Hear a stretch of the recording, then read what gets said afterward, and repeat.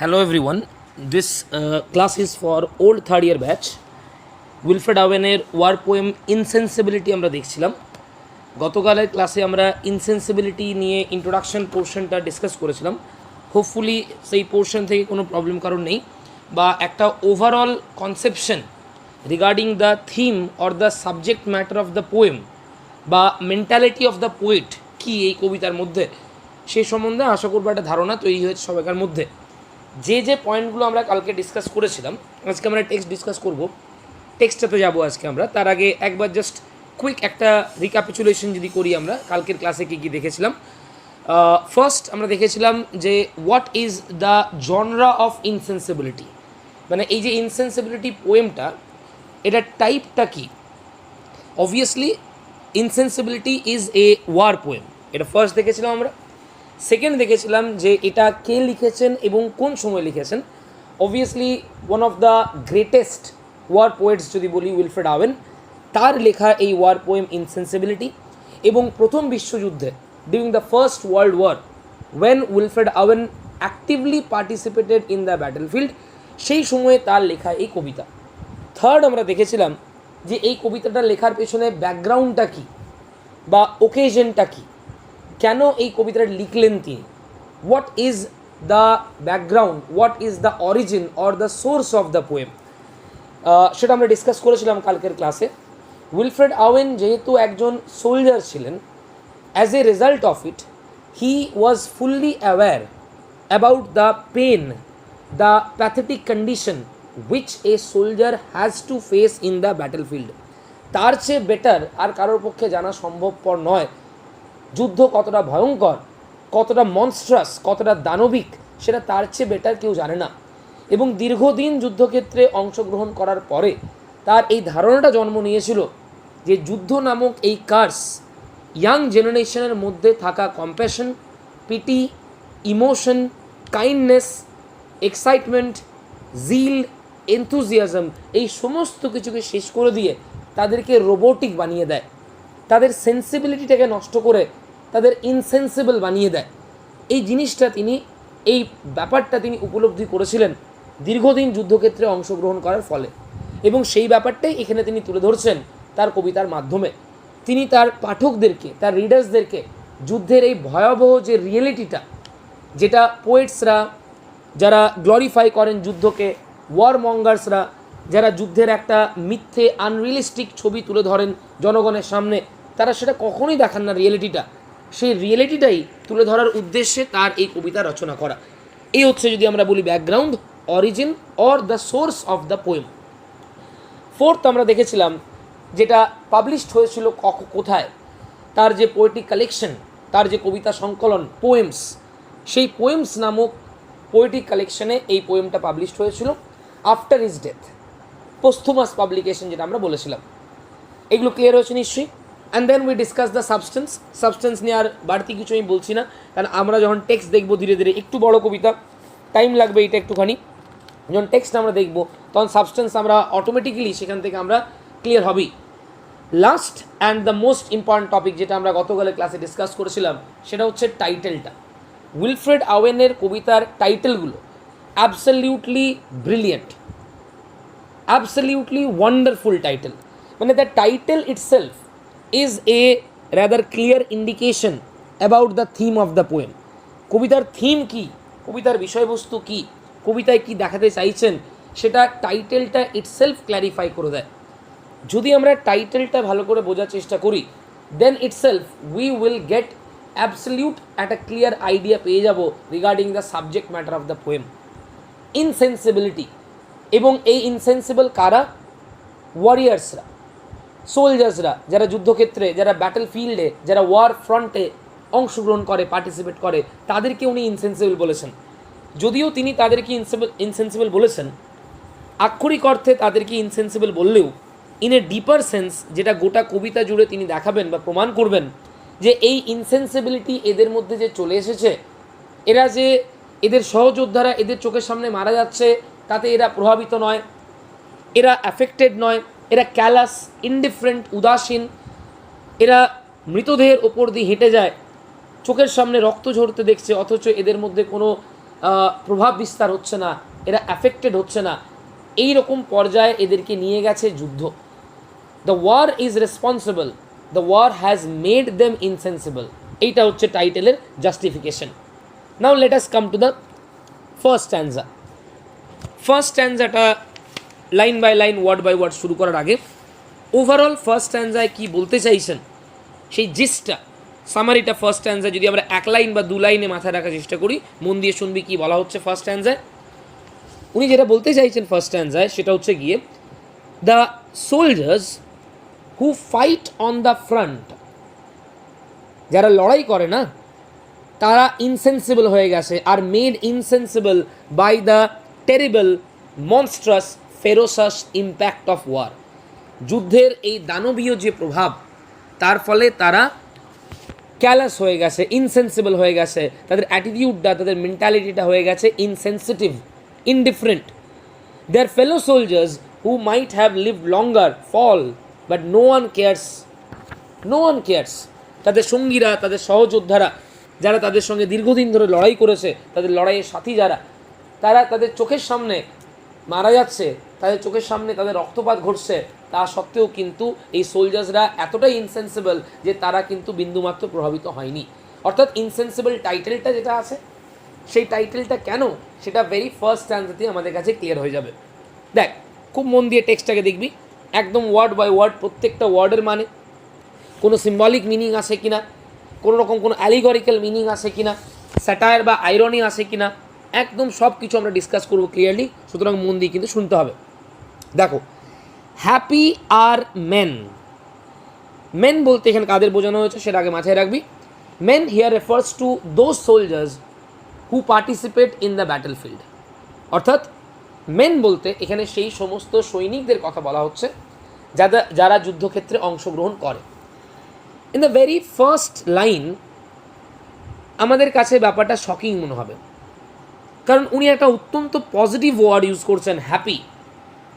বিষয়বস্তুটা negative, বিষয়বস্তুটা pathetic, বিষয়বস্তুটা পিটিফুল, যুদ্ধের যে মনস্ট্রাস দিকটা, যুদ্ধের যে দানবিক দিকটা তিনি তুলে ধরছেন, অথচ প্রথম ওয়ার্ডটাই ইউজ করছেন কবিতায় হ্যাপি।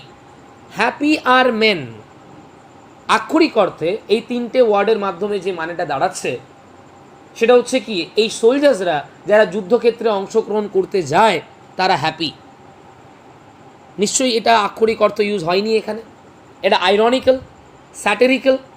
আইরনি মানে নিশ্চয়ই বুঝি আমরা, যেটা বলা হয় সেটা মানে করা হয় না, ঠিক তার উল্টোটা মানে করা হয়। দেখি লাইনটা আমরা এবারে, happy are men who yet before they are killed can let their veins run cold. কি সুন্দর কথা দেখ, who yet before they are killed, মানে যুদ্ধক্ষেত্রে অংশগ্রহণ করেছে মানে মৃত্যু অবধারিত, মৃত্যু ইনএভিটেবল, অখণ্ডনীয়, এটা নিশ্চিত। কিন্তু মারা যাওয়ার আগে তারা যে এই আর্ট অফ ইনসেন্সিবিলিটিটা শিখে গেছে, মারা যাওয়ার আগে তারা এই যে ক্যালাসনেসটা, এই যে ইনডিফারেন্সটা, এই যে lack of pity, lack of compassion, lack of emotion, lack of affection, এটা যে তারা শিখে গেছে, এই কারণেই তারা হ্যাপি। ভেবে দেখবি কথাটা কোন দিক থেকে বলা হচ্ছে। যদি একজন ব্যক্তি অত্যন্ত ইমোশনাল হয়, তার মধ্যে পিটি, কাইন্ডনেস, সিম্প্যাথি প্রচুর পরিমাণে থাকে, সফটনেস যদি তার মধ্যে থাকে, তাহলে যুদ্ধক্ষেত্রে সে কিন্তু একটা ভয়াবহ দৃশ্যের সাক্ষী হবে। যুদ্ধক্ষেত্রটা তার কাছে কিন্তু একটা ডেডলি এক্সপিরিয়েন্স হবে। যার মধ্যে সফটনেস আছে, যার মধ্যে পিটি আছে, সিম্প্যাথি আছে, ইমোশন যার মধ্যে আছে, সে যুদ্ধক্ষেত্রে যখন প্রত্যেকটা মুহূর্তে মৃত্যুর আর্তনাদ দেখবে, প্রত্যেকটা মুহূর্তে যখন মৃত্যুকে চোখের সামনে দেখবে, সেটা কিন্তু সে টলারেট করতে পারবে না। যুদ্ধক্ষেত্র তার কাছে একটা মর্মান্তিক অভিজ্ঞতা হয়ে যাবে। কিন্তু যারা এই আর্ট অফ ইনসেন্সিবিলিটি শিখে গেছে, যারা এই আর্ট অফ ক্যালাসনেসটা অর্জন করেছে, তারা কিন্তু হ্যাপি। কি বলতে চাইছেন বুঝতে পারছিস উইলফ্রেড ওয়েন? এই সৈনিকেরা তারা এই যে তাদের ভেন্সকে কোল্ড করতে শিখে গেছে, অর্থাৎ তারা প্যাসিভ হয়ে গেছে, ডরমেন্ট হয়ে গেছে, তারা ইনডিফারেন্ট হয়ে গেছে, ডাল, কোনো রকম ইন্টারেস্ট নেই, ইনসেন্সিবল, এই কারণে তারা হ্যাপি। কারণ এটা হতে পেরেছে বলেই কিন্তু যুদ্ধ আর তাদেরকে প্রভাবিত করে না, মৃত্যু আর তাদেরকে প্রভাবিত করে না, মৃত্যু তাদেরকে আর আতঙ্কিত করে না। Happy are men who yet before they are killed can let their veins, veins মানে কি শিরা, উপশিরা, ধমনী, রক্তপ্রবাহ যেটা আমরা বলছি, রান কোল্ড, কোল্ড মানে এখানে বিকাম প্যাসিভ, ইনডিফারেন্ট, রিমেন ডাল, ইনসেন্সিবল যেটা বলছি। সুতরাং যদি কোনো সৈনিক যুদ্ধক্ষেত্রে যে অংশগ্রহণ করতে গেছে সে যদি এই আর্টটা শিখে যায়, কোন আর্টটা? এই যে নিজেকে ইনসেন্সিবল করে তোলা, নিজেকে ক্যালাস করে নেওয়া, নিজেকে ইনডিফারেন্ট করে নেওয়া, এটা যদি কোনো সৈনিক শিখে যায় সেটা তার পক্ষে মঙ্গল, সেটা তার পক্ষে ভালো। তাহলে উনি একটা শর্ত দিচ্ছেন, হু আর হ্যাপি ইন দ্য ব্যাটেলফিল্ড, যারা এই আর্ট অফ ইনসেন্সিবিলিটি যারা অর্জন করেছে তারাই হ্যাপি।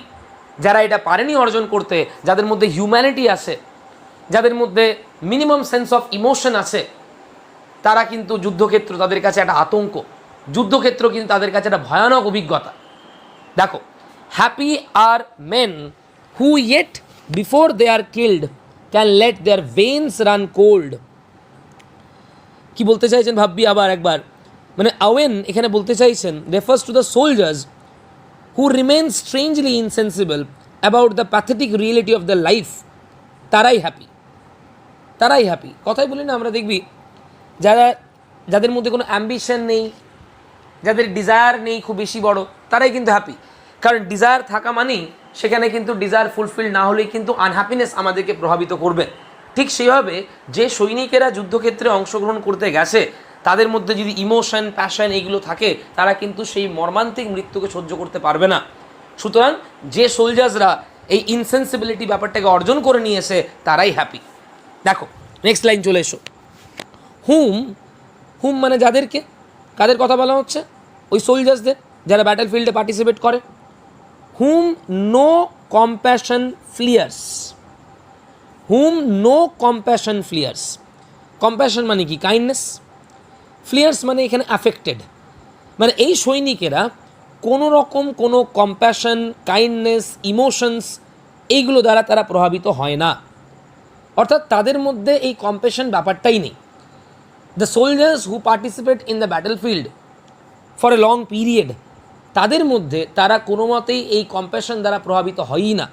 তাদের মধ্যে মার্সি, কম্প্যাশন, পিটি এই ব্যাপারগুলো নেই তাদের মধ্যে। তাহলে ফার্স্ট তিনটে লাইন একবার ভালো করে বোঝার চেষ্টা কর। Happy are men who yet before they are killed can let their veins run cold whom no compassion fleers. Very simply যদি এই তিনটে লাইনকে আমরা প্যারাফ্রেজ করি, সামারাইজ করি, সিম্পল মিনিংটা হচ্ছে, according to the poet, the soldiers who participate in the battlefield, among those soldiers যারা এই সেন্সিবিলিটিটাকে বিসর্জন দিয়েছে, যারা কোনো রকম কোনো কম্প্যাশন দ্বারা প্রভাবিত হয় না, যাদের ভেইনস প্যাসিভ, ইনডিফারেন্ট, ক্যালাস, যারা ডরমেন্ট হয়ে গেছে, যারা কোল্ড হয়ে গেছে, তারাই হ্যাপি, তারাই সুখী, তারাই একমাত্র টিকতে পারে যুদ্ধক্ষেত্রে। অর্থাৎ ভেবে দেখবি যুদ্ধক্ষেত্র তাদেরকে বানিয়ে দিয়েছে এইরকম। যে পিডিএফটা দিয়েছি গ্রুপে দেখবি, হোয়াটসঅ্যাপ গ্রুপে, সেখানে কোয়েশ্চেন দেখবি 1 নম্বর কোয়েশ্চেনটা এই তিনটে লাইন নিয়ে আছে, একবার দেখে নিবি কী বলা হয়েছে। কোয়েশ্চেনগুলো ব্যাখ্যা করে দেবো এই কারণে, কারণ এটা very important topic for explanation also. এবং এক্সপ্লেনেশন কীভাবে লিখতে হবে সেটাও আমি বলি। এই পুরো কবিতাটার 3টে প্যারাগ্রাফ হবে এক্সপ্লেনেশনে। জেনারেলি সব কবিতারই এক্সপ্লেনেশনে 3টি প্যারাগ্রাফ হয়। একটা হচ্ছে কনটেক্সট, মিডল প্যারাগ্রাফটা হচ্ছে এক্সপ্লেনেশন, আর থার্ড যে প্যারাগ্রাফটা হয় ক্রিটিক্যাল কনটেক্সট, যেটা ক্রিটিক্যাল কমেন্ট যেটা আমরা বলি। এবার anthem for the doomed youth বলো, কি ইউলিসিস বলো, কি লাস্ট ডাচেস বলি, কি আমরা ইনসেন্সিবিলিটি বলি, যে কোনো কবিতাতেই কনটেক্সটটা সেমই হয়। একই জনের লেখা কবিতা, একই আইডিয়া, একই অ্যাটিটিউড, যে লাইনই পড়ুক না কেন কনটেক্সট সেম হবে। তাহলে ওটা আমরা একটা কমন মাথায় রাখবো। মিডল প্যারাগ্রাফটা চেঞ্জ হয় লাইন অনুযায়ী। সুতরাং যদি আমাদের ইনসেন্সিবিলিটি থেকে যে কোনো লাইন পড়ে, যদি লাইন 1, 2 আর 3 পড়ে, কনটেক্সট সেম হবে, ক্রিটিক্যাল কমেন্টও সেম হবে, মাঝের প্যারাগ্রাফটা হবে এই শর্ট অ্যান্সারটা। দেখে নিবি একবার, আরও ভালো করে ক্লিয়ার হবে। এই তিনটে লাইন আরও ভালো করে বুঝতে সুবিধা হবে কী বলা হয়েছে। দেখে না একবার, দেখ অ্যান্সারটা দেখবি একবার। দ্য ওয়ার্ড মেন, যেহেতু তিনটে লাইন মিলে একসঙ্গে, সেহেতু আমাদের এই মেন কারা, ভেইনস রান কোল্ড মানেটা কি, হ্যাপি কাদেরকে বলছেন, হুম নো কম্প্যাশন ফ্লিয়ার্স মানে কি, তিনটে লাইনই একসঙ্গে ব্যাখ্যা করা আছে। আলাদা করে যদি কোনো লাইন পড়ে কী কী পড়তে পারে সেটা আলোচনা করবো। আগে তিনটে লাইনের অ্যান্সার দেখে নে। The word men here refers to the soldiers who are forced to participate in the inhuman battle. Men বলতে এখানে সেই সমস্ত ইয়াং সোলজার্সদের কথা বলা হচ্ছে যারা ইনহিউম্যান অমানবিক যুদ্ধক্ষেত্রে অংশগ্রহণ করতে বাধ্য হয়। The word happy is here used in an ironical sense. Yes, obviously happy ওয়ার্ডটা কিন্তু এখানে নর্মালি ইউজ হয়নি, because you can't expect a soldier who dies untimely in the battlefield, who has to face the pathetic reality of war in the battlefield, he can never feel happy. So naturally, the word happy is not here used by Owen in a literal sense. The word happy is here used obviously in an ironical sense. Dekho, the word happy is here used in an ironical sense by the poet.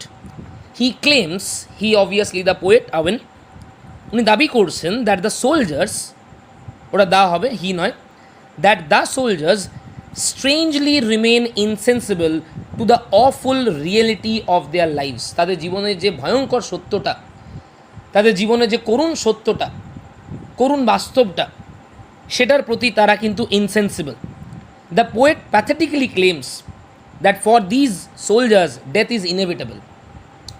সত্যি কথাই তো, এদের জন্য মৃত্যু তো inevitable না, অখণ্ডনীয়। And death is a certainty the moment they have participated in the battle. যে মুহূর্তে তারা যুদ্ধক্ষেত্রে অংশগ্রহণ করেছে সেই মুহূর্তেই কিন্তু তারা খরচের খাতায়, সেই মুহূর্তেই কিন্তু তাদের ডেথ স্ট্যাম্প, তাদের যে জীবনের ওপরে কিন্তু মৃত্যু নামক স্ট্যাম্প দেওয়া হয়ে গেছে। সুতরাং যারা মেনে নিতে পারে ব্যাপারটা, যারা ক্যালাস হয়ে যায়, যারা উদাসীন হয়ে যায়, যারা ইনসেন্সিবল হয়ে যায়, তারাই হ্যাপি। আর যারা মানতে পারে না, যারা এই ক্যালাসনেসটাকে আয়ত্ত করতে পারে না, তারা কিন্তু প্রত্যেকটা মুহূর্তে সাফার করে।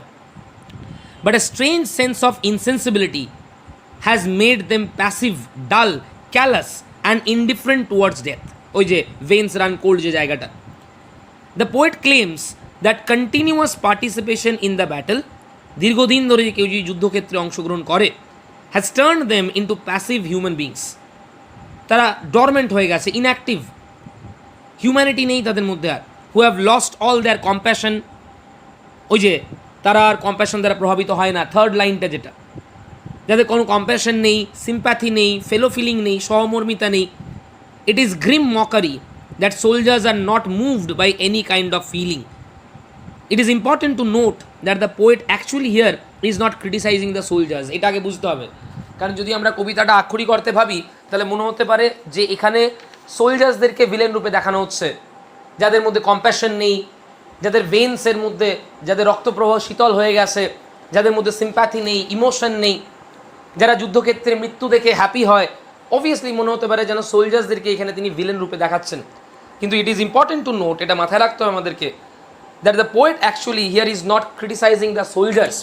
তিনি কিন্তু সৈনিকদেরকে ক্রিটিসাইজ করছেন না এখানে, রাদার বরঞ্চ he is criticising war and war mongers. যুদ্ধকে ক্রিটিসাইজ করছেন, যুদ্ধ যারা বাঁধায়, যুদ্ধ যারা লাগায়, যুদ্ধের যারা আয়োজন করে সেই ওয়ার মঙ্গার্সদের ক্রিটিসাইজ করছেন, who turn the young enthusiastic soldiers into dull callous human beings. যুদ্ধ ঠিক যেন সেই একটা যেন মেশিনের মতন, একটা যেন সেই ইনস্টিটিউশনের মতন, মানে সেখানে পৌঁছানো মানেই কিন্তু তোমার যে enthusiasm, zeal, dream about your future, imagination, power of fancy, সব কিছু যেন তুমি হারিয়ে ফেলবে। তুমি যেন ফিজিক্যালি বেঁচে থাকবে কিন্তু মেন্টালি তুমি যেন একজন ডেড পার্সনে রূপান্তরিত হবে। এই চিত্রটা দেখাচ্ছেন উনি ফার্স্ট 3 লাইন্সের মধ্যে, এবং খুব ক্লিয়ারলি বলছেন, যেহেতু তিনি দীর্ঘ 4 বছর ধরে ফার্স্ট ওয়ার্ল্ড ওয়ার অংশগ্রহণ করেছিলেন, তিনি এই সত্যটা উপলব্ধি করেছেন যে যদি যুদ্ধক্ষেত্রে টিকে থাকতে হয়, যুদ্ধক্ষেত্রে যদি নিজেকে ঠিক থাকতে হয়, তাহলে অবশ্যই এই passion, emotion, affection, feeling, compassion, fellow feeling, এইগুলো সবগুলো থেকে নিজেকে মুক্ত করতে হবে, তবেই কিন্তু যুদ্ধক্ষেত্রে টিকে থাকা যাবে। Let us come to the 4th line, or make their feet sore on the alleys cobbled with their brothers। আগে ওয়ার্ড মিনিংগুলো বুঝবি। অ্যালিজ মানে নর্মালি হয় গলি, কিন্তু এখানে অ্যালিজ মানে হচ্ছে ব্যাটেলফিল্ড। কবেল্ড মানে হচ্ছে ছড়িয়ে ছিটিয়ে থাকা, যেটা আমরা বলি মিক্সড আপ, জাম্বলড আপ। যুদ্ধক্ষেত্রে কী হয়, মৃতদেহ যেদিকেই তাকাবে তুমি মৃতদেহ ছড়িয়ে ছিটিয়ে আছে, ছিন্ন ভিন্ন দেহ, রক্তাক্ত দেহ চারিদিকে পড়ে আছে। তাহলে কবেল্ড মানে হচ্ছে এই জাম্বলড আপ ডেড বডিজ। আর ব্রাদার্স বলতে এখানে বলা হচ্ছে দ্য ফেলো ওয়ারিয়ার্স, তাদের যে সহযোদ্ধা, তাদের সঙ্গীরা। কি সুন্দর কথাটা দেখ, মেক দেয়ার ফিট সোর, তাদের ফিট সোর হয়ে যায় on the alleys cobbled, that is when they walk in the battle field, যেখানে চারিদিকে তাদের ভাইয়েদের, তাদের সহযোদ্ধাদের মৃতদেহ, ছিন্ন ভিন্ন মৃতদেহ ছড়িয়ে ছিটিয়ে পড়ে আসে, সেই জায়গার ওপর তারা যখন হেঁটে যায় তাদের ফিট কিন্তু প্রভাবিত হয় না, তাদের পা কিন্তু প্রভাবিত হয় না, তাদের পা কিন্তু আটকে যায় না, তাদের পা থমকে যায় না, তারা কিন্তু নর্মালি এগিয়ে যায়, কোনো রকম অসুবিধা তাদের হয় না। তুই ভেবে দেখবি একবার, আমরা যারা নর্মাল হিউম্যান বিংস, যাদের মধ্যে ইমোশন, পিটি, কাইন্ডনেস, সফটনেস এগুলো আছে, আমরা যদি একটা মৃতদেহ দেখি রাস্তায়, সেটাই আমাদের মনের মধ্যে কিন্তু নানা রকম ইমোশনের সঞ্চার করে। আর যুদ্ধক্ষেত্রে যদি আমাদের নামিয়ে দেওয়া হয় ওই রকম জায়গা দিয়ে যদি আমাদের হেঁটে যেতে বলা হয় যেখানে চারিদিকে মৃতদেহ পড়ে আছে, it is absolutely impossible for a normal human being like আস। সেই পরিবেশটা কিন্তু আমরা মানে সহ্য করতে পারবো না, টলারেট করতে পারবো না। বাট উনি বলছেন, পোয়েট বলছেন, এই ওয়ারিয়ার্সরা যারা দীর্ঘদিন ধরে যুদ্ধক্ষেত্রে অংশগ্রহণ করেছে তাদের ইনসেন্সিবিলিটি মাত্রাটা এমন জায়গায় পৌঁছে গেছে, তারা এতটাই রোবোটিক হিউম্যান বিংয়ে রূপান্তরিত হয়েছে যে তারা যখন এইরকম যুদ্ধক্ষেত্র দিয়ে হেঁটে যায় যেখানে তাদের সহযোদ্ধাদের, তাদের পরিচিত মানুষগুলোর, তাদের বন্ধুদের, তাদের ভাইয়েদের মৃতদেহ ছড়িয়ে ছিটিয়ে পড়ে আছে, সেখানেও কিন্তু তাদের পা বিন্দুমাত্র কাঁপে না, তারা কিন্তু বিন্দুমাত্র প্রভাবিত হয় না, কোনো রকম অসুবিধাই তাদের হয় না। কি বলতে চাইছেন অ্যাকচুয়ালি বুঝতে পারছিস? The battle field is covered with dead bodies of the fellow soldiers. Brother বলতে এখানে ফেলো সোলজার্স, আর এই কবেল্ড আপ মানে হচ্ছে the battle field is covered with the dead bodies of their fellow soldiers but their feet do not ache. ওই যে সোর, সোর মানে বুঝতে পারছিস অ্যাফেক্টেড হওয়া, এক করা, পা আটকে যাওয়া, পা থমকে যাওয়া, এইসব কিচ্ছু হয় না। দেয়ার ফিট ডু নট এক Owen implies that the soldiers do not feel much for this pathetic death caused by the dreadful war. ভয়ঙ্কর যুদ্ধের কারণে এই যে মৃত্যু হয়, হাজার হাজার সহযোদ্ধার মৃত্যু হয়, এতে কিন্তু সৈনিকেরা বিন্দুমাত্র প্রভাবিত হয় না। or make their feet sore on the alleys cobbled with their brothers. The front line withers. যুদ্ধ দেখবি সারিবদ্ধ সৈনিকেরা লড়াই করে, ফ্রন্ট লাইন প্রথমে যায়, তারপরে সেকেন্ড লাইন থাকে, তারপর থার্ড লাইন থাকে। যদি পৌরাণিক সিরিয়ালে যুদ্ধক্ষেত্র দেখেছি দেখবি ফ্রন্ট লাইনার্স মানে কি, যারা একদম সম্মুখে সমরে, একদম সামনে থেকে যারা লড়াই করছে, তারপরে সেকেন্ড লাইন, তারপর থার্ড লাইন, এরকম করে রো থাকে। যুদ্ধক্ষেত্রে কি হয়, ফ্রন্ট লাইনার্সরা মারা যায়, উইদার্স ওয়ার্ডটা দেখবি, মেটাফোরটা বুঝবি, ফুলের সঙ্গে তুলনা করা হয়েছে। The death of the soldier is metaphorically presented as withering of flowers. যেমন যে ফুলগুলো ফুটে যায় বাগানের কথা ভেবে দেখবি, যে ফুলগুলো আজকে ফুটে যায়, যেগুলোকে ব্রিলিয়েন্ট লাগে দেখতে, সেগুলো কালকে কি হয়, কালকে সেগুলো মরে যায়, সেগুলো নিশ্চিহ্ন হয়ে যায়, এবং তার পরিবর্তে আবার নতুন ফুল কিন্তু সেই গাছে আমরা দেখতে পারি। যুদ্ধক্ষেত্র ঠিক এইরকমই, আজকে কয়েক হাজার সৈনিক মারা যাবে এবং কালকেই আবার তাদের বদলে আরও হাজার জনকে নিয়ে উপস্থিত করে দেওয়া হবে, অ্যাজ ইফ যেন তাদের লাইফ কতটা মিনিংলেস, কতটা ভ্যালিউলেস, দেয়ার লাইফ যেন কোনো ওয়ার্থ নেই তাদের লাইফে। দ্য ফ্রন্ট লাইন উইদার্স, দেখবি মন দিয়ে, but they are troops who fade not flowers for poets tearful fool. Very important তিনটে লাইন। এই ফার্স্ট স্ট্যান্জার থেকে যদি আমরা এক্সপ্লেনেশন বলি তাহলে এই তিনটে লাইন সবচেয়ে ইম্পর্ট্যান্ট হবে কিন্তু এক্সপ্লেনেশনের জন্য। একবার 3 নম্বর কোয়েশ্চেনটাকে দেখে নিবি, তারপর আমরা আইডিয়াটা ক্লিয়ার হয়ে গেলে তারপর আমরা আবার ওয়ার্ড বাই ওয়ার্ড ওই তিনটে লাইনে যাব। 3 নম্বর কোয়েশ্চেন আছে দেখবি এই তিনটে লাইন, the front line withers but they are troops who fade not flowers for poets tearful fooling. কী বলতে চাইছেন আগে দেখে না একবার। The imagery in this line is vivid and poignant. Vivid মানে ক্লিয়ার, পয়েগনেন্ট মানে পাওয়ারফুল, উইদার্স মানেই সেটা ফ্লাওয়ারের সঙ্গে অ্যাসোসিয়েটেড। সুতরাং ইমেজটা যেটা উনি তুলে ধরতে চাইছেন এখানে, যে কম্প্যারিজনটা উনি করছেন সেটা very clear and very powerful. The death of the soldiers is metaphorically presented as the withering of flowers. কেন? যখনই কোনো কম্প্যারিজন হয় তখনই আমরা কিন্তু একটা জিনিস বুঝতে হবে যে এই পয়েন্ট অফ কম্প্যারিজনটা কী। যাকে যার সাথে ইচ্ছে কম্পেয়ার করা যায় না। যখনই দুটো জিনিসের মধ্যে কম্পেয়ার করা হয় তাদের মধ্যে অবধারিত কোনো পয়েন্ট অফ কম্প্যারিজন থাকবে যে কারণে তাদের সঙ্গে তাদের মধ্যে তুলনাটা করা হলো। তাহলে এই ডেথ অফ দ্য সোলজার্স আর উইদারিং অফ দ্য ফ্লাওয়ার্স, এই দুজনের মধ্যে পয়েন্ট অফ কম্প্যারিজনটা কী? Let us see. The death of the soldier is metaphorically presented as the withering of flowers. However, this comparison is used ironically by the poet. The poet asserts that it is the death of the young vital soldiers and not the fading of flowers. উনি বলছেন যেমন fading of flowers, যে বাগানে আজকে ফুলগুলো ফুটে গেছে সেগুলো নষ্ট হয়ে গেলে যেমন আমাদের মনে খুব একটা বেশি প্রভাব হয় না, খুব একটা বেশি প্রভাব পড়ে না, কারণ পরের দিন আবার তার জায়গা অন্য কেউ নিয়ে নেবে, অন্য কোনো ফুল ফুটবে। ঠিক যেন মানুষের সোলজার্সদের প্রতি অ্যাটিটিউডটা সেই রকম, যখন হাজার হাজার সৈনিক মারা যায় তাদের বদলে আবার পরের দিন আরও হাজার সৈনিককে যুদ্ধক্ষেত্রে নিয়োগ করা হয়, কেউ যেন তাদের মৃত্যুতে খুব একটা প্রভাবিত নয়। তার মানে এই কম্প্যারিজনটা মাথায় রাখবি, এই কম্প্যারিজনটা কিন্তু উইলফ্রেড আওয়েনের কম্প্যারিজন নয়, এটা বাকিদের ধারণা, ওয়ার মঙ্গার্সদের ধারণা, যে এই সোলজার্সরা হচ্ছে ফ্লাওয়ার্সের মতো। আজকে পুরো বাগানে একটা সেট অফ ফ্লাওয়ার্স ফুটেছে, তাদের জায়গা পরের দিন অন্য ফুলেরা নিয়ে নেবে, যেন সেটা তাদেরকে যেমন খুব একটা প্রভাবিত করে না। In the same manner the death of the numerous soldiers in the battlefield, সেটাও কিন্তু ওয়ার মঙ্গার্সদেরকে খুব একটা প্রভাবিত করে না। দেখবে লাইনটা আবার, the poet asserts that it is the death of the young vital soldiers and not the fading of flowers. Owen exposes here the terrible truth of war. Exposes কেন কথাটা ইউজ করা হচ্ছে, কেন রিভিল কথাটা ইউজ করছি, কারণ আসল সত্যটা যুদ্ধের আসল বাস্তবটা কিন্তু কেউ আমাদের সামনে তুলে ধরে না, সেটাকে আড়াল করে রাখা হয়, যুদ্ধকে গ্লোরিফাই করা হয়, যুদ্ধকে রোম্যান্টিসাইজ করে আমাদের সামনে তুলে ধরা হয়। আওয়েন কিন্তু সেই আসল যুদ্ধের বাস্তব চিত্রটা আমাদের সামনে এক্সপোজ করছেন। Owen exposes here the terrible truth of war which is the pitiful death of young prospective soldiers. সম্ভাবনাময় ইয়াং সোলজার্সদের মৃত্যু, নির্মম মৃত্যু, নৃশংস মৃত্যু, এটাই হচ্ছে যুদ্ধের সত্য। Owen asserts satirically that this death is poetically presented as the fading of flowers. বুঝতে পারলি কথাটা এবারে?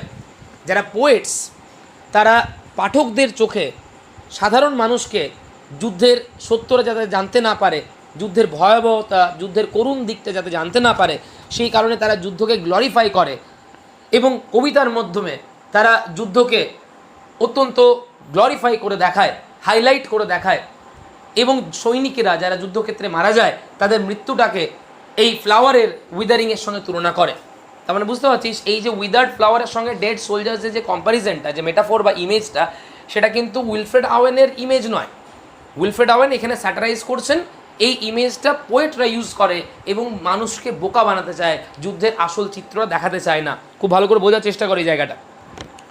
আবার দেখবি লাইনটা, Owen assert satirically that this death is poetically presented as fading of flowers, but this is a pathetic attempt to befool others. পাঠকদেরকে বোকা বানানো, জনসাধারণকে বোকা বানানোর এগুলো কবিদের মূর্খ চেষ্টা, বোকা চেষ্টা, বেকার চেষ্টা। When he satirizes the romantic idealization of war and its effects, যুদ্ধ এবং যুদ্ধের যে প্রভাব, সেটাকে চিরকাল মানুষের সামনে, জনগণের সামনে কীভাবে দেখানো হয়েছে সেটা আইডিয়ালাইজ করা হয়েছে। যুদ্ধকে একটা প্ল্যাটফর্ম হিসেবে দেখানো হয়েছে যেখানে শহীদ হওয়া মানে গর্বের বিষয়, মার্টার যেখানে একটা ম্যাটার অফ প্রাইড দেখানো হয়, মার্টারডামকে যেখানে গর্বের বিষয়বস্তু হিসেবে তুলে ধরা হয়, এগুলো সব হচ্ছে রোম্যান্টিসাইজ করে তুলে ধরা যাতে করে জনগণদের বোকা বানানো যায়। এক্স্যাক্টলি ঠিক সেইভাবেই এই ডেড সোলজার্সদেরকে উইদারিং অফ দ্য ফ্লাওয়ার্সের সঙ্গে তুলনা করেন কবিরা, যাতে করে যুদ্ধের ভয়াবহতাটা, এদের মৃত্যুর করুণ দিকটা যাতে করে পাঠকরা জানতে না পারে, কোনোদিনও সাধারণ মানুষ যাতে জানতে না পারে। When he satirizes the romantic idealization of war and its effect, the romantic war poets, আমরা আগের দিন আলোচনা করেছিলাম, নিশ্চয়ই মনে আছে, সব ওয়ার পোয়েটসরা কিন্তু যুদ্ধের গ্রিম দিকটা দেখাননি। কিছু কিছু ওয়ার পোয়েট ছিলেন যারা যুদ্ধকে কিন্তু আইডিয়ালাইজও করেছেন, তাদের মধ্যে রুপার্ট ব্রুক একজন। The romantic war poets like Rupert Brooke have glorified war and invested death on the battlefield with noble attributes. যুদ্ধক্ষেত্রে মৃত্যুকে তিনি অত্যন্ত নোবেলভাবে কম্পেয়ার করেছেন, অত্যন্ত ইতিবাচকভাবে সেটা দেখিয়েছেন, গর্বের বিষয় বলে দেখিয়েছেন। সেই সমস্ত কবিদের মানসিকতা, সেই সমস্ত কবিদের এই যে বিফুল করার যে প্রবণতা, সেটাকে স্যাটারাইজ করেছেন এখানে এই লাইনটার মাধ্যমে। এবার লাইনটা দেখ একবার, দ্য ফ্রন্ট লাইন উইদার্স, সামনের সারির সৈনিকেরা যখন মারা যায় তাদের সেই মৃত্যুটাকে ফুলের উইদারিংয়ের সঙ্গে তুলনা করেন কবিরা। But they are troops who fade not flowers. Wilfred আওয়েনের মন্তব্য এই লাইনটা, তারা সৈনিক, ট্রুপ কালেকটিভ নাউন, সৈনিকের দলকে বোঝানোর জন্য ইউজ করা হয়। উনি বলছেন ওরা ফুল নয়, ওরা ট্রুপস যারা ফেড হয়ে যায়, যারা ম্লান হয়ে যায়, যারা মিলিয়ে যায়, যারা হারিয়ে যায়, যারা বিবর্ণ হয়ে যায়, যাদের স্বপ্ন, যাদের ইচ্ছে, যাদের ডিজায়ার, যাদের অ্যাম্বিশন সব কিছু যুদ্ধক্ষেত্রে গিয়ে ফেড হয়ে যায়। দে আর নট ফ্লাওয়ার্স যে তুমি তাদেরকে উইদারিংয়ের সঙ্গে তুলনা করবে। ফর পোয়েটস টিয়ারফুল ফুলিং, দেখেছিস পোয়েটরা কিন্তু এটা ফুল করেন, বিফুল করেন, বোকা বানান। পোয়েটস বলতে কোন পোয়েটসদের কথা বলা হচ্ছে? সমস্ত পোয়েটসদের কথা নয়। কোয়েশ্চেন হতে পারে যে by the use the poets, এখানে কোন কবিদের কথা বলছেন Wilfred Owen? By the use of the word poets, Wilfred Owen actually here refers to those poets who glorify war, who romanticize war, who rather prevent the ordinary people, the readers, from realizing the horrible reality of war, from realizing the pathetic truth of war. সেই সমস্ত পোয়েটদের কথা বলা হচ্ছে। For poets ফুলিং, তারা ফুল করে, তারা বোকা বানায় মানুষকে। তাহলে যদি এই অবধি আমরা দেখি এখনো পর্যন্ত 8টা লাইন আমরা 3টে আইডিয়া পেয়েছি।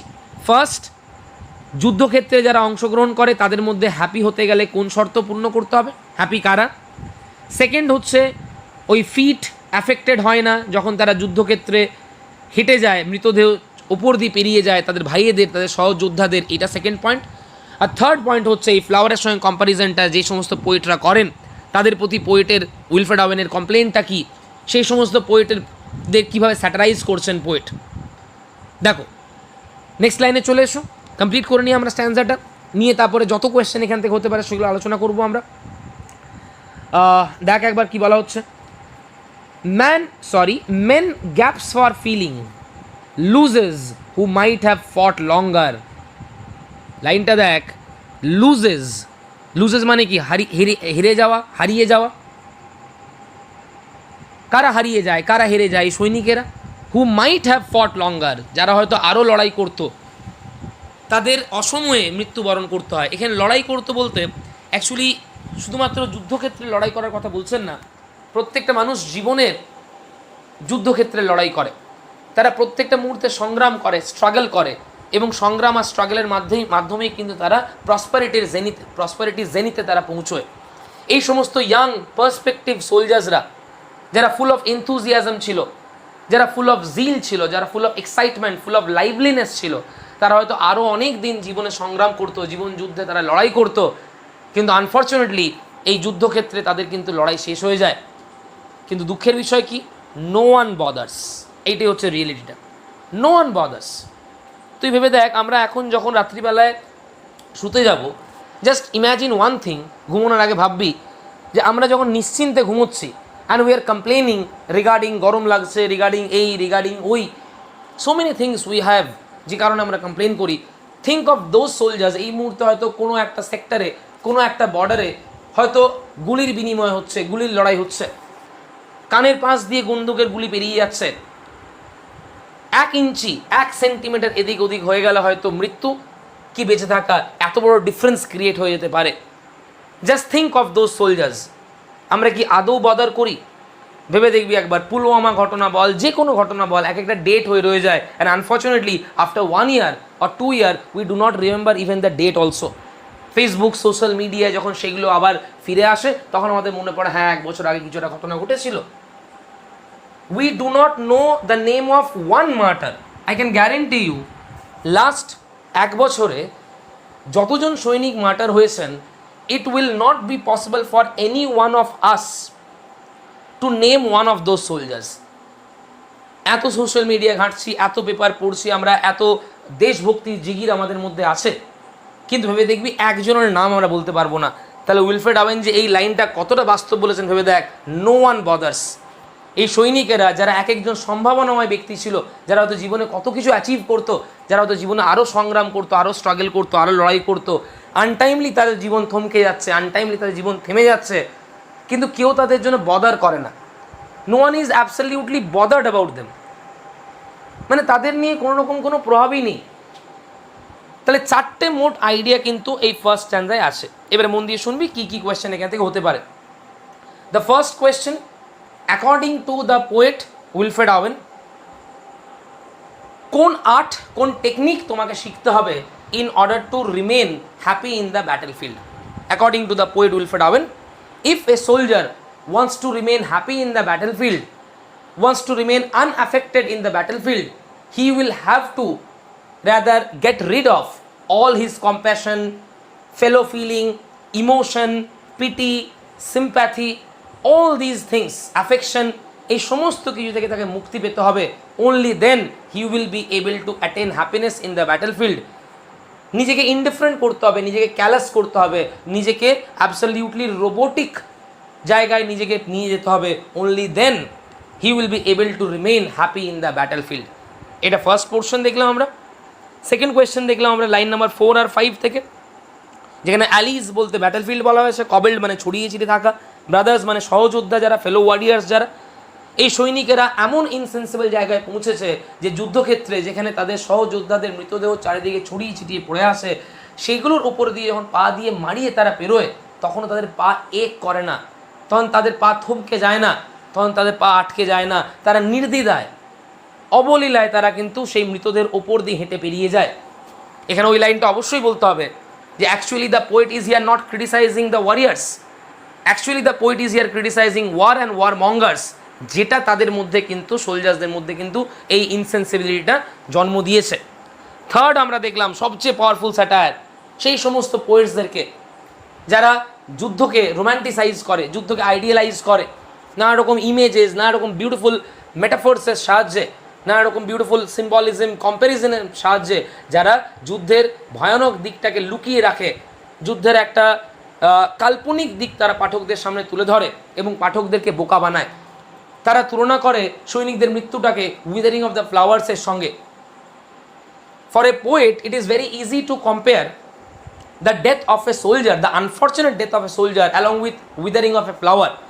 But ask that man, ask that woman, যে তার সন্তানকে হারিয়েছে, যে তার হাজব্যান্ডকে, তার ওয়াইফকে, তার দাদাকে যে হারিয়েছে, ask that man, ask that woman, then you will realize that it is not as easy as the withering of the flowers. Obviously, from the point of view of those romantic poets, the death of these soldiers are like the withering of the flowers. But it is actually not like that. Wilfred Owen এখানে সেই সমস্ত পোয়েটদেরকে স্যাটারাইজ করেছেন, উনি তো পরিষ্কার বলেওছেন দেখ, but they are troops who fade not soldiers. Who fade মানে কি? যারা হারিয়ে যায়, যারা মিলিয়ে যায়, যারা ম্লান হয়ে যায়, তারা ফ্লাওয়ার্স নয়, তারা সোলজার্স, জলজান্ত মানুষ। তারা কত স্বপ্ন তাদের মনের মধ্যে ছিল। And very easily the romantic poets compare their death along with the withering of the flowers. এটা থার্ড পয়েন্ট। আর ফোর্থ পয়েন্ট যেটা আমরা দেখলাম, যেটা সবচেয়ে মেন, সেটা হচ্ছে but no one bothers. Last তিনটে লাইন যেটা, গ্যাপস ফর ফিলিং, আজকে যে মারা গেল, যে গ্যাপটা তৈরি হলো, কালকে আরও 1000 জনকে নিয়ে এসে সেই গ্যাপটা পূর্ণ করে দেওয়া হলো। একের পর এক হাজার হাজার মানুষ তাদের প্রাণ হারাচ্ছে, যারা হয়তো আরও কতদিন জীবন যুদ্ধে লড়াই করতো, হু মাইট হ্যাভ ফট লঙ্গার, বাট নো ওয়ান বদার্স। কেউ কিন্তু বদার করে না। ভেবে দেখবি, even in our country or in any country, যখন পলিটিশিয়ানরা, যখন সেলিব্রিটিসরা কোনো সৈনিকদের মৃত্যু নিয়ে শোক প্রকাশ করেন, সেটা নিয়েও কিন্তু পলিটিক্স করা হয়, সেটা নিয়েও কিন্তু নিজেদের স্বার্থের কথা ভাবা হয় ultimately. In actuality, in reality, no one is even bothered also. No one is even bothered. Any politician, I am not speaking of any particular party or any particular political leader. All the parties, all the political leaders, every one of us, we are not bothered about those unfortunate soldiers who die day in and day out in the battlefield. This is the unfortunate condition of the soldiers. ভেবে দেখবি, যুদ্ধ শুনলেই, যুদ্ধ কথাটা দেখলেই, যখন টিভিতে দেখে, সিনেমায় দেখেছি, আমরা কিন্তু গ্লোরিফাইড ভার্সন অফ ওয়ার দেখেছি। এই প্যাথেটিক ভার্সন অফ ওয়ার, এই পিটিএস ভার্সন অফ ওয়ার, এই যে realistic picture of the war, এটা কিন্তু আমরা কোথাও দেখিনি। উইলফ্রেড ওয়েন যেহেতু একজন নিজে ওয়ার পোয়েট ছিলেন, নিজে যেহেতু অ্যাক্টিভলি ফার্স্ট ওয়ার্ল্ড ওয়ারে 1914 থেকে 1918 সেখানে অংশগ্রহণ করেছিলেন, as a result of it all these emotions তার মনের মধ্যে কিন্তু এগুলো জন্ম নিয়েছিল। And he is the best person to draw the realistic picture of war, because no one, কেউ তার চেয়ে বেশি যুদ্ধকে জানে না, তার চেয়ে বেশি কাছ থেকে যুদ্ধকে দেখেনি। সো অবভিয়াসলি তার এই পিকচারটা কিন্তু authentic picture, absolutely credible picture বলতে পারি আমরা যুদ্ধক্ষেত্রে, বিশ্বাসযোগ্য পিকচার, অথেন্টিক পিকচার। তাহলে 4টে কোয়েশ্চেন কিন্তু মাথায় রাখবি। হ্যাপি পয়েন্টটা একটা, কবেল্ড অ্যালিজ ব্রাদার্স ওইটা একটা, পোয়েটসদেরকে স্যাটারাইজ করেছেন, সেই সমস্ত পোয়েটসদেরকে, সব পোয়েটসদেরকে নয় যারা ওয়ারকে রোম্যান্টিসাইজ করে। আর ফোর্থ পয়েন্টটা হচ্ছে নো ওয়ান বদার্স। এরা মারা যায়, গ্যাপ তৈরি হয়, আবার সেই গ্যাপ পূর্ণ করা হয় আরও অন্য সৈনিকদের দ্বারা। তারা মারা যাবে, আবার তাদের বদল অন্য কাউকে নিয়ে আসবে। এই যে নেভার এন্ডিং প্রসেস চলতেই থাকবে। কিন্তু কেউ ভাববে না এই সমস্ত ইয়াং প্রসপেক্টাস সোলজার্সরা তারা হয়তো আরও কতদিন জীবনে সংগ্রাম করতো, জীবনে লড়াই করতো হয়তো। No one bothers. This is the fourth important point in the first stanza. ভালো করে দেখে নিবি একবার, মন দিয়ে শুনে নিবি, অ্যান্সারগুলো দেখে নিবি একবার। যদি কোনো প্রবলেম থাকে ফার্স্ট স্ট্যান্জা থেকে অবশ্যই সেটা ক্লিয়ার করবি সঙ্গে সঙ্গে কালকের মধ্যে, যাতে করে সেকেন্ড স্ট্যান্জা হওয়ার আগে ফার্স্ট স্ট্যান্জা নিয়ে কোনো ডাউট না থাকে। এই চারটে জিনিস মাথায় রাখতে হবে, এই চারটে পয়েন্ট কিন্তু মাথায় রাখতে হবে।